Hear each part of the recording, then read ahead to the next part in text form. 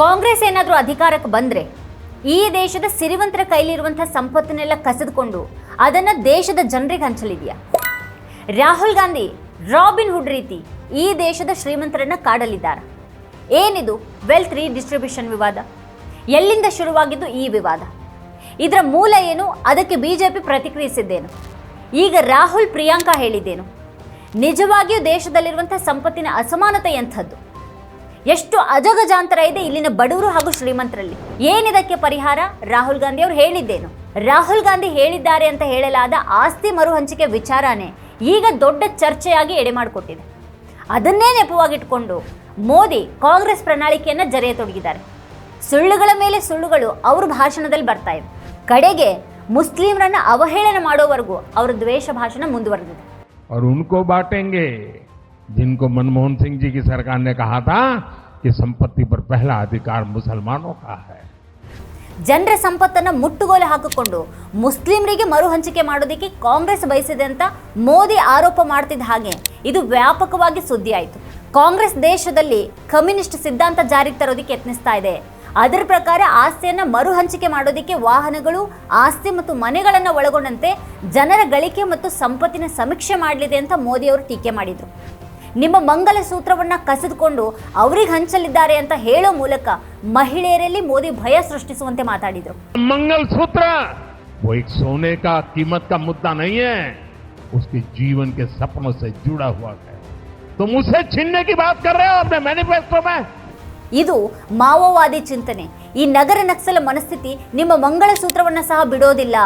ಅವರು ಆ ಮಟ್ಟಕ್ಕೂ ಹೋಗಬಹುದು ಅಂತ ರಾಜಸ್ಥಾನದ ಬನ್ಸ್ವಾರದ ರ್ಯಾಲಿಯನ್ನು ಉದ್ದೇಶಿಸಿ ಮೋದಿ ಹೇಳಿದರು. ಆದರೆ ರಾಹುಲ್ ಗಾಂಧಿ ಅವರು ನಿಜವಾಗಿಯೂ ಹೇಳಿದ್ದೇನಾಗಿತ್ತು? ಕಾಂಗ್ರೆಸ್ ಅಧಿಕಾರಕ್ಕೆ ಬಂದರೆ ದೇಶದ ಜನರಲ್ಲಿ ಸಂಪತ್ತಿನ ಹಂಚಿಕೆ ಖಚಿತಪಡಿಸಿಕೊಳ್ಳೋದಕ್ಕೆ ಹಣಕಾಸು ಮತ್ತು ಸಾಂಸ್ಥಿಕ ಸಮೀಕ್ಷೆಯನ್ನು ನಡೆಸಲಿದೆ ಅಂತ ರಾಹುಲ್ ಗಾಂಧಿ ಅವರು ಈ ತಿಂಗಳ ಆರಂಭದಲ್ಲಿ ಹೇಳಿದರು. ಕಾಂಗ್ರೆಸ್ ಪ್ರಣಾಳಿಕೆಯನ್ನು ಬಿಡುಗಡೆ ಮಾಡಿದ ನಂತರ ಹೈದರಾಬಾದ್ನಲ್ಲಿ ರ್ಯಾಲಿಯನ್ನು ಉದ್ದೇಶಿಸಿ ಮಾತನಾಡ್ತಾ ಈ ಒಂದು ವಿಚಾರವನ್ನು ಹೇಳಿದರು. ಪಕ್ಷ ಭರವಸೆ ನೀಡಿರುವ ರಾಷ್ಟ್ರವ್ಯಾಪಿ ಜಾತಿ ಗಣತಿ ಅಲ್ಲದೆ ಈ ಸಮೀಕ್ಷೆಯೂ ನಡೆಯಲಿದೆ ಅಂತ ಹೇಳಿದರು. ಆದರೆ ಮೋದಿ ಮುಸ್ಲಿಮರಿಗೆ ಆಸ್ತಿ ಹಂಚೋದಕ್ಕೆ ಕಾಂಗ್ರೆಸ್ ಹೊರಟಿದೆ ಅಂತ ಪ್ರಚೋದಾತ್ಮಕವಾಗಿ ಸುಳ್ಳು ಆರೋಪ ಮಾಡಿದರು. ತಮ್ಮ ಹೇಳಿಕೆ ಬಗ್ಗೆ ಸ್ಪಷ್ಟನೆ ಕೊಟ್ಟಿರುವಂಥ ರಾಹುಲ್, ದೇಶ ಎದುರಿಸ್ತಾ ಇರುವಂಥ ಅನ್ಯಾಯದ ಪ್ರಮಾಣವನ್ನು ಕಂಡುಹಿಡಿಯೋದಕ್ಕೆ ಮಾತ್ರ ನಾವು ಬಯಸ್ತೀವಿ, ಸಂಪತ್ತಿನ ಮರು ಹಂಚಿಕೆಯ ಬಗ್ಗೆ ಕ್ರಮವನ್ನು ಕೈಗೊಳ್ತೇವೆ ಅಂತ ಹೇಳಿಲ್ಲ ಅಂತ ಹೇಳಿದ್ದಾರೆ. ಸಂಪತ್ತಿನ ಮರು ಹಂಚಿಕೆಯ ಬಗ್ಗೆ ನಾವು ಕ್ರಮವನ್ನು ಕೈಗೊಳ್ತೀವಿ ಅಂತ ಹೇಳಿಲ್ಲ, ಎಷ್ಟು ಅನ್ಯಾಯವಾಗಿದೆ ಅನ್ನೋದನ್ನು ಕಂಡು ಹಿಡಿಯೋಣ ಅಂತ ಹೇಳಿದ್ದೇನೆ ಅಂತ ದಿಲ್ಲಿಯ ಜವಾಹರ್ ಭವನದಲ್ಲಿ ಕಾಂಗ್ರೆಸ್ನ ಸಾಮಾಜಿಕ ನ್ಯಾಯ ಸಮಾವೇಶದಲ್ಲಿ ರಾಹುಲ್ ಗಾಂಧಿ ಹೇಳಿದ್ದಾರೆ. और मैं गारंटी करके कह रहा हूं, आप लिख लो, जाति जनगणना को कोई शक्ति नहीं रोक सकती. कि हिंदुस्तान के मतलब जो बड़े बड़े बिजनेसेस हैं उनकी मदद नहीं होनी चाहिए, कोई प्रॉब्लम नहीं है. मैं सिर्फ यह कह रहा हूं कि भैया अगर उनका 100 रुपए, उनके 100 रुपए की मदद हो रही है तो इनकी भी 100 रुपए की कर दो ना. अगर आप उनका कर्जा माफ कर रहे हो, उनका आपने 16 लाख करोड़ कर दिया और हिंदुस्तान के किसान का आपने 50 रुपए भी नहीं किया. ओबीसी स्टूडेंट्स हैं, आदिवासी स्टूडेंट्स हैं, दलित माइनॉरिटी स्टूडेंट्स हैं, उनका आपने कितना माफ किया? ಯಾವ ರೀತಿ ಅನ್ಯಾಯವಾಗಿದೆ ಅಂತ ಪರೀಕ್ಷಿಸೋಣ ಅಂತ ಹೇಳಿದಾಕ್ಷಣ ನರೇಂದ್ರ ಮೋದಿ ಅವರು ಹೇಗೆ ಪ್ರತಿಕ್ರಿಯಿಸಿದ್ರು ಅನ್ನೋದನ್ನ ನೋಡಿ. ಇದು ದೇಶವನ್ನ ಒಡೆಯುವಂತಹ ಪ್ರಯತ್ನ ಅಂತ ಹೇಳ್ತಾ ಇದ್ದಾರೆ. ಸಂಪತ್ತಿನ ಸಮೀಕ್ಷೆಯ ಮೂಲಕ ನಮಗೆ ಸಮಸ್ಯೆ ತಿಳಿಯುತ್ತೆ, ಆದರೆ ದೇಶಭಕ್ತರು ಅಂತ ಕರೆದುಕೊಳ್ಳುವವರು ಜಾತಿ ಗಣತಿಗೆ ಹೆದರ್ತಾರೆ. ಜಾತಿ ಗಣತಿ ಮಾಡೋದನ್ನ ಯಾವ ಶಕ್ತಿಯಿಂದಲೂ ಕೂಡ ತಡೆಯೋದಿಕ್ಕೆ ಸಾಧ್ಯ ಇಲ್ಲ ಅಂತ ರಾಹುಲ್ ಹೇಳಿದ್ದಾರೆ. ಮೋದಿ ಮತ್ತು ಬಿಜೆಪಿಯ ಪ್ರಮುಖ ನಾಯಕರು ಬರೀ ಸುಳ್ಳುಗಳ ಮೂಲಕ ದೇಶದ ಜನರ ದಾರಿ ತಪ್ಪಿಸೋದಕ್ಕೆ ಪ್ರಯತ್ನಿಸ್ತಾ ಇದ್ದಾರೆ ಅಂತ ಪ್ರಿಯಾಂಕಾ ಗಾಂಧಿ ಆರೋಪ ಮಾಡಿದ್ದಾರೆ. ಬಿಜೆಪಿಯವರ ಇಂತಹ ವರ್ತನೆಯನ್ನು ನೋಡಿದ್ರೆ ಚುನಾವಣೆ ಅವರು ಅಂದ್ಕೊಂಡಂತೆ ಇಲ್ಲ, ಹಾಗಾಗಿನೇ ಜನಸಾಮಾನ್ಯರ ದೃಷ್ಟಿಯಲ್ಲಿ ಮುಖ್ಯವಾಗುವಂಥ ವಿಚಾರವನ್ನು ಮರೆಮಾಚಲು ಬೇಡದಂಥ ವಿಷಯಗಳನ್ನು ಮುನ್ನೆಲೆಗೆ ತರ್ತಾ ಇದ್ದಾರೆ ಅಂತ ಪ್ರಿಯಾಂಕಾ ಟೀಕೆ ಮಾಡಿದ್ದಾರೆ. ಇದೆಲ್ಲದರ ನಡುವೆ ಆಸ್ತಿ ಮರು ಹಂಚಿಕೆ ಅನ್ನುವಂಥ ಪರಿಕಲ್ಪನೆಯೇ ತೀವ್ರ ಚರ್ಚೆಗೆ ಒಳಪಡ್ತಾ ಇದೆ. ಮಾಜಿ ಕ್ರಿಕೆಟಿಗ ಮತ್ತು ಬಿಜೆಪಿ ಬೆಂಬಲಿಗ ವೆಂಕಟೇಶ್ ಪ್ರಸಾದ್ ಕೂಡ ಕಾಂಗ್ರೆಸ್ ವಿರುದ್ಧ ಈ ವಿಚಾರಕ್ಕಾಗಿ ವಾಗ್ದಾಳಿ ನಡೆಸಿದ್ದಾರೆ. ನಿಜವಾಗಿಯೂ ಬಡವರನ್ನ ಮೇಲೆತ್ತಬೇಕಾಗಿದೆ, ಆದರೆ ಸಂಪತ್ತಿನ ಮರು ಹಂಚಿಕೆ ಸಮೀಕ್ಷೆಯ ಹಿಂದಿನ ಈ ಚಿಂತನೆ ಕರುಣಾಜನಕವಾಗಿದೆ ಅಂತ ಅವರು ತಮ್ಮ ಎಕ್ಸ್ನ ಪೋಸ್ಟ್ನಲ್ಲಿ ಬರೆದಿದ್ದಾರೆ. ರಾಹುಲ್ ಹೇಳಿಕೆಯನ್ನು ರಾಬಿನ್ ಹುಡ್ ಪರಿಕಲ್ಪನೆಯ ಜೊತೆಗೆ ಸಮೀಕರಿಸಲಾಗಿದೆ. ರಾಬಿನ್ ಹುಡ್ ಪರಿಕಲ್ಪನೆ ಲಗಾಯತಿನಿಂದಲೂ ವಿವಾದಾಸ್ಪದವಾಗಿರುವಂಥದ್ದು. ಕಳೆದ ಶತಮಾನದ ರಕ್ತಸಿಕ್ತ ಕ್ರಾಂತಿಗಳಿಂದ ಹಿಡಿದು ಶ್ರೀಮಂತರ ಸಂಪತ್ತನ್ನು ಬಡವರಿಗೆ ನೀಡಿ ಅಸಮಾನತೆ ಮತ್ತು ಬಡತನವನ್ನು ಹೇಗೆ ಪರಿಹರಿಸೋದು ಅನ್ನೋದರ ಕುರಿತು ಅರ್ಥಶಾಸ್ತ್ರದಲ್ಲಿರುವಂತಹ ಸಮಕಾಲೀನ ಚರ್ಚೆಗಳವರೆಗೂ ಕೂಡ ಇದು ವಿವಾದದ ವಿಚಾರನೇ ಆಗಿದೆ. ಸಂಪತ್ತಿನ ಮರು ಹಂಚಿಕೆ ಅನ್ನೋದು ಹಿಂದೆ ಕಮ್ಯುನಿಸ್ಟ್ ಕ್ರಾಂತಿಗಳಿಗೆ ಕೇಂದ್ರ ಆಗಿತ್ತು. ಆದರೆ ಇತ್ತೀಚಿನ ದಿನಗಳಲ್ಲಿ ಹೆಚ್ಚುತ್ತಾ ಇರುವಂತಹ ಆದಾಯದ ಅಸಮಾನತೆಯಿಂದಾಗಿ ಸಂಪತ್ತಿನ ವಿತರಣೆಯ ಬಗ್ಗೆ ಅರ್ಥಶಾಸ್ತ್ರಜ್ಞರು ವಾದಿಸೋದು ನಡೆದಿದೆ. ಮೋದಿ ಆಡಳಿತದ ಈ 10 ವರ್ಷಗಳಲ್ಲಿ ದೇಶದಲ್ಲಿ ಅಸಮಾನತೆ ಅಂತರ ತೀವ್ರ ಹೆಚ್ಚಳ ಕಂಡಿದೆ. ಜನಸಂಖ್ಯೆ ಕೇವಲ 1% ಶ್ರೀಮಂತರು ದೇಶದ ಸಂಪತ್ತಿನ 40% ಹೊಂದಿದ್ದಾರೆ ಅಂತ ಇತ್ತೀಚಿನ ಅಧ್ಯಯನಗಳೇ ಹೇಳಿವೆ. ಇದನ್ನ ನಾವು ಮೊದಲು ಅರ್ಥ ಮಾಡ್ಕೊಳ್ಬೇಕಾಗಿದೆ. ಬರೀ 1% ಶ್ರೀಮಂತರು ದೇಶದ ಸಂಪತ್ತಿನ 40% ತಮ್ಮ ಬಳಿ ಇಟ್ಕೊಂಡಿದ್ದಾರೆ ಅಂತ ಅಂದ್ರೆ ಅದು ಎಂತಹ ದೊಡ್ಡ ಅಂತರ ಇರಬಹುದು. 2014ರಿಂದ 2023ರ ಅವಧಿಯಲ್ಲಿ ಸಂಪತ್ತಿನ ಕೇಂದ್ರೀಕರಣದ ಪರಿಣಾಮವಾಗಿ ಅಸಮಾನತೆ ಏರಿಕೆಯಾಗಿದೆ ಅನ್ನೋದು ಚರ್ಚೆ ಆಗ್ತಾನೆ ಇದೆ. ದಿ ವರ್ಲ್ಡ್ ಇನ್ಇಕ್ವಾಲಿಟಿ ಲ್ಯಾಬ್ ಪ್ರಕಟಿಸಿರುವಂತಹ ಭಾರತದಲ್ಲಿ ಆದಾಯ ಮತ್ತು ಸಂಪತ್ತಿನ ಅಸಮಾನತೆ ಅನ್ನುವಂಥ ವರದಿ the rise of billionaire Raj ಅನ್ನೋದನ್ನು ಒತ್ತಿ ಹೇಳ್ತಾ ಇದೆ. ಹೆಚ್ಚುತ್ತಾ ಇರುವಂತಹ ಅಸಮಾನತೆಯ ವರ್ಷಗಳಲ್ಲಿ ದೇಶದ ಮಧ್ಯಮ ವರ್ಗ ಸಂಪತ್ತಿನ ಬಹುಪಾಲನ್ನ ಕಳೆದುಕೊಂಡಿದೆ ಅಂತ ಸಂಶೋಧಕರು ಹೇಳಿದ್ದಾರೆ.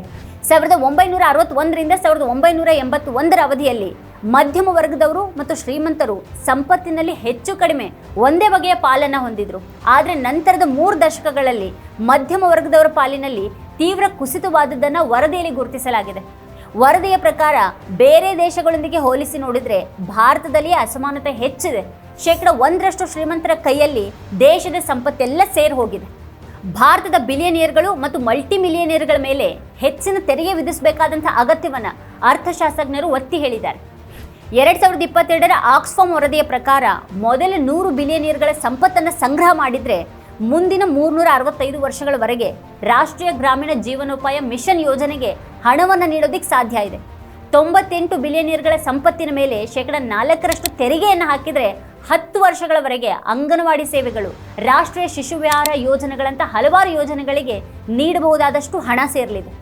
ಸ್ಥಿತಿ ಹೀಗಿರುವಾಗ ಮೋದಿ ಸರ್ಕಾರ ಶ್ರೀಮಂತರನ್ನೆಲ್ಲ ಬರೀ ಬೆಳೆಯೋದಕ್ಕೆ ಬಿಟ್ಟಿದೆ. ಬಡವರಿಗೆ, ಮಧ್ಯಮ ವರ್ಗದವರಿಗೆ ಧರ್ಮದ ಅಮಲನ್ನು ಹಚ್ಚಿ ಅವರಿಂದ ತೆರಿಗೆ ವಸೂಲಿ ಮಾಡ್ತಾ ಇದೆ.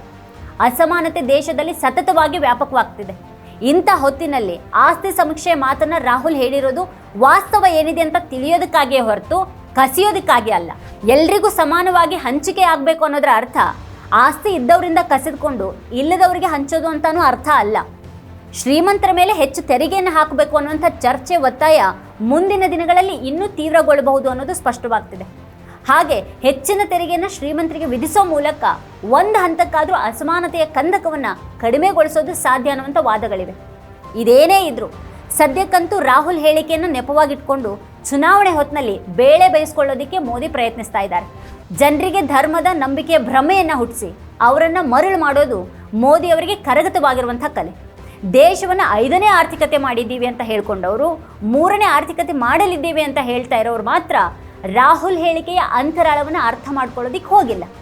ಬದಲಿಗೆ ರಾಹುಲ್ ಹೇಳಿಕೆಯ ವಿರುದ್ಧದ ಮಾತುಗಳು ಜನರನ್ನ ದಿಕ್ಕು ತಪ್ಪಿಸೋದಕ್ಕಾಗಿ, ಮತೀಯ ಭಾವನೆಯನ್ನು ಕೆರಳಿಸೋದಕ್ಕಾಗಿ ಹಬ್ಬಿಸಲಾಗ್ತಾ ಇರುವಂಥ ಹಸಿ ಸುಳ್ಳು ಕಥೆಗಳಾಗಿವೆ. ಸುಳ್ಳುಗಳ ಮೇಲೆಯೇ ನಿಂತು 10 ವರ್ಷ ಕಳೆದವರು ಮತ್ತದೇ ಸುಳ್ಳುಗಳ ಮೇಲಿಂದಲೇ ಮುಂದಿನ 5 ವರ್ಷಗಳಿಗಾಗಿ ದಾಟ್ಕೊಳ್ಳೋದಕ್ಕೆ ಇಂಥದ್ದೊಂದು ಹುನ್ನಾರದಲ್ಲಿ ತೊಡಗಿದ್ದಾರೆ. ಹಾಗಾಗಿನೇ ರಾಹುಲ್ ಹೇಳಿಕೆಗೆ ರಾಬಿನ್ ಹುಡ್ ಬಣ್ಣ ಹಚ್ಚಲಾಗಿದೆ, ಅಪಪ್ರಚಾರ ನಡೆದಿದೆ. ಇದೇ ಈ ಹೊತ್ತಿನ ಸ್ಪೆಷಲ್. ನೋಡ್ತಾ ಇರಿ ವಾರ್ತಾ ಭಾರತಿ. ನೀವಿನ್ನು ವಾರ್ತಾ ಭಾರತಿ ಯೂಟ್ಯೂಬ್ ಚಾನಲ್ಗೆ ಸಬ್ಸ್ಕ್ರೈಬ್ ಆಗಿಲ್ಲ ಅಂದರೆ ಈ ಕೂಡಲೇ ಸಬ್ಸ್ಕ್ರೈಬ್ ಆಗಿ, ಹಾಗೆ ಅಲ್ಲೇ ಪಕ್ಕದಲ್ಲಿರುವ ಬೆಲ್ ಐಕಾನ್ನ ಪ್ರೆಸ್ ಮಾಡಿ.